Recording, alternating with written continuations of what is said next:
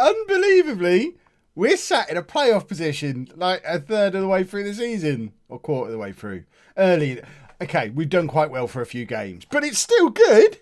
Hello and welcome to part 34 of Backing the Boro. I'm Kev. Coming up on today's episode, we've got 2 away games. We're at Whitehawk and Fylde. Fylde are second in the National League, but we find ourselves in 7th place. We were in second ourselves a couple of games ago, actually.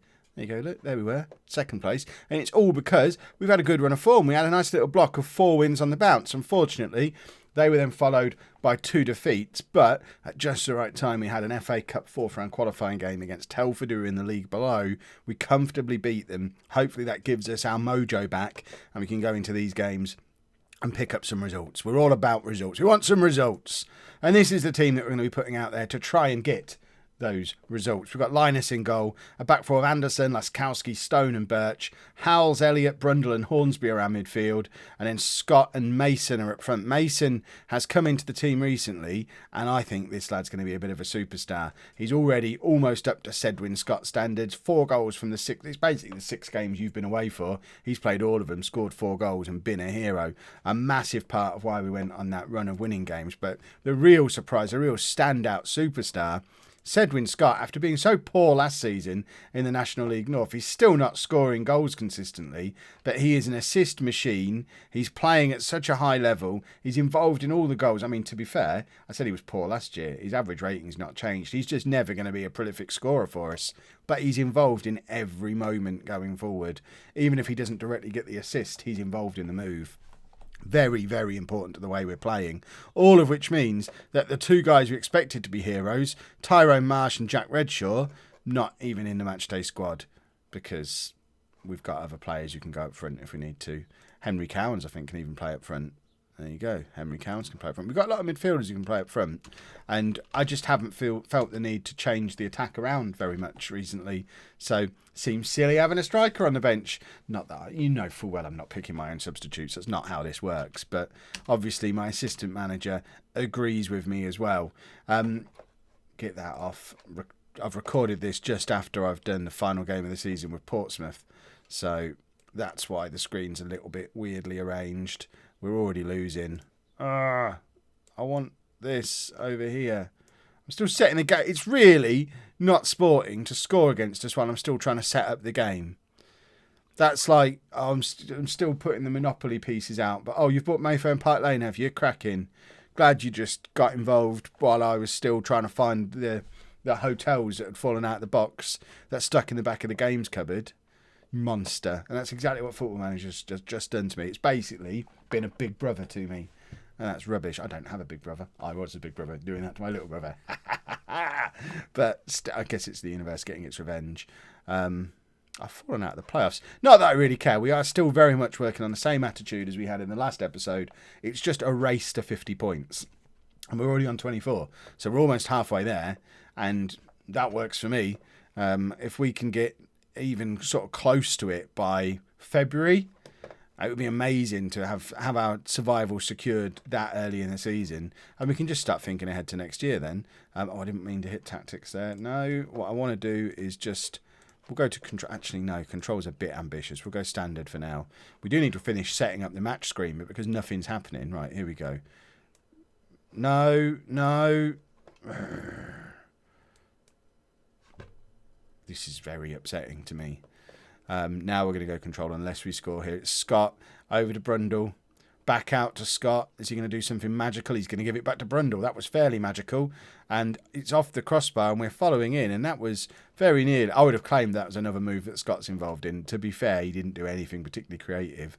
But still, he was involved in the move. Mason back to Birch. And I don't even know who that cross was aimed for. Was that our wide man coming in? Laskowski. He's been so good all season, but for the first time ever, showing a little bit of inexperience there, and it's led to a goal.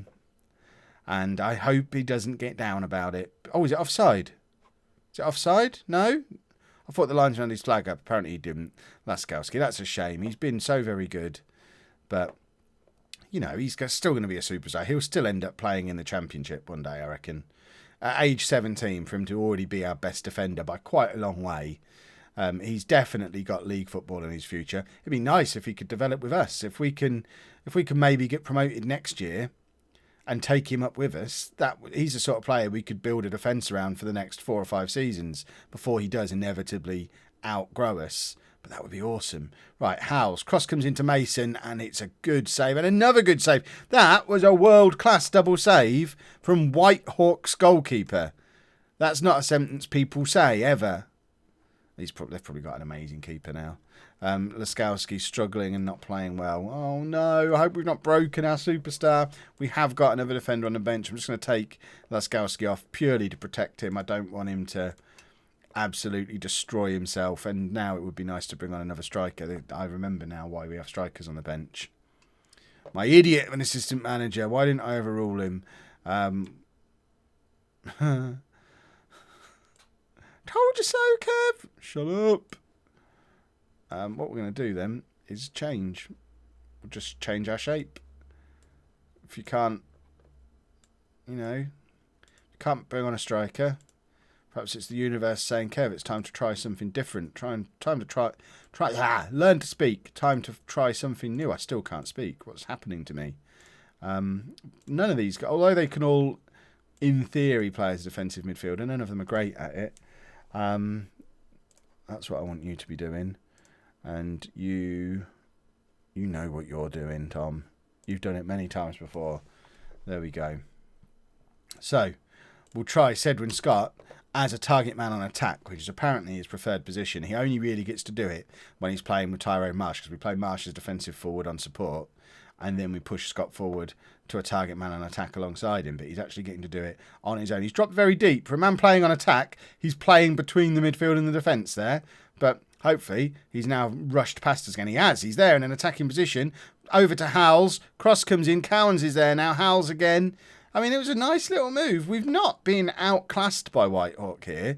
We've just had one bad mistake go against us at the back. And Scott's just missed an absolute sitter. That was a flashback to last year. That's the sort of thing he was doing last season, which led to he went on such a long run without scoring a goal. And I hope it's not about to begin again, because it's been fun having him in such incredible form. And I don't really want to go back to that world we were in before. Right, Abrazazi, who I think that's how you say his name, to Scott, to Elliot. We haven't got time to score twice, but we're going to give it a good go. Hornsby, can he? No, he's offside, and that is that now. Whitehawk have beaten us. Where are they in the league? They were in the relegation zone before this game. This is a game we probably should have won. Hopefully that's not a sign of it all starting to go a little bit wrong, because we've now got to play one of the better teams in the league, having just lost to one of the worst teams in the league. This could be 4 straight league defeats, which, I mean, it will just average us out to where we're supposed to be after the 4 straight wins, which is fine, but it would be nice to show you a win. Disaster has struck, ladies and gentlemen. The one man we couldn't afford to get injured, Dean Linus, is injured. He's going to be out for 4 to 7 weeks with a groin strain. The only option we've got is 17-year-old 3-grade outstars Adam Nicholson. I mean, oh dear, this is going to end badly. We've immediately gone out and offered trials to 3 experienced goalkeepers. They're obviously not going to be in time for this game. There was like a 2-day gap. They might not even be ready in time for Dagenham. We're definitely going to sign one of these 3. I just need to get them all into the club to decide which one we're going to sign. But why didn't we have a backup goalkeeper in the summer? How did I manage to just forget to do that? I even talked to you lot about having to do that, and I forgot. So we're going into this game on a defensive mentality with a 17-year-old in goal who's not as good at goalkeeping as I am. Oh, off the back of 3 straight defeats as well in the league. This could go desperately, desperately wrong. In more positive news, we have got Tyrone Marsh on the bench today. So if the strikers are useless, at least we can bring on a striker. Which, I mean, it's progress from where we were before. But I am terrified about what happens if we let Fylde have any shots. And considering they have lots of shots, that's why they're doing so well in the league. This could just be a mess. Good job there. Oh, they missed. Good. We just need them to keep missing. Just one game, Football Manager, one game of having a team just miss everything against us, so that we don't have to see our young up and coming goalkeeper tested. That's all we want.